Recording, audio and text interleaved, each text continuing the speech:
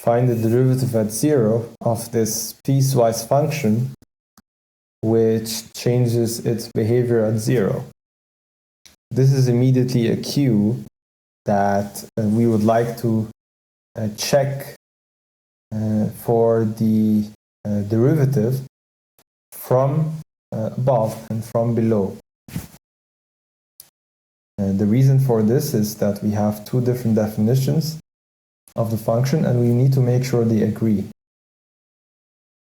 So the first thing I'll do is I'll recall definition of f prime of 0. So it's the limit as h tends to 0. Well, more generally, it's f of x plus h minus f of x divided by x plus h minus x.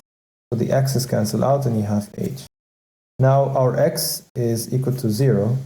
So I can just write f of h minus f of 0 divided by h. And the case I was trying to make a few moments earlier is that h tends to 0 can be interpreted in two ways. There's 0 positive, which gives you this function definition, and there's 0 negative, which is this other function definition. So these are two very different things, and we need to be careful when determining the derivative. And so, in order to take all the necessary precautions, I'll define a derivative which is from above. That will be the same limit,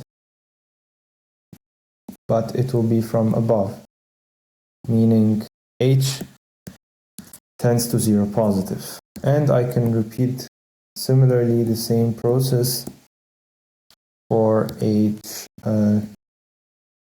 going to 0 minus. I evaluate f minus.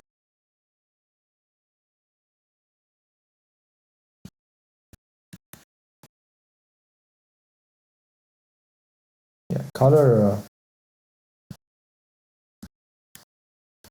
is nice. I was going to say color something, but I forgot, so sorry. Okay, so if h is going to 0 positive, then h is greater than 0.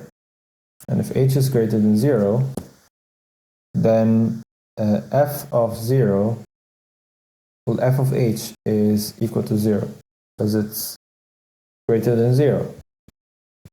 And so this will be 0.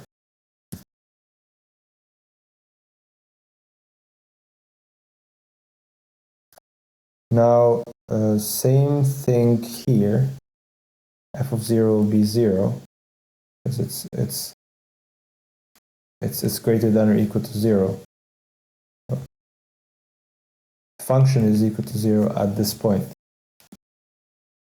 So there's no problem with writing this.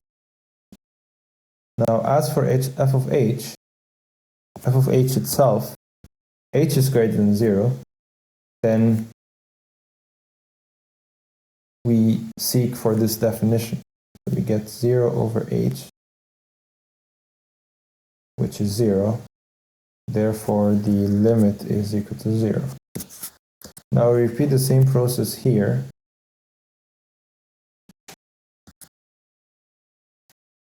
And so here 0 is negative, we could say 0 minus. So it's less than or equal to 0. So we use the other definition of x to the m. Well, in that case, it's not x, it's h to the m, because we're plugging in h and not plugging in x. Then we divide by h.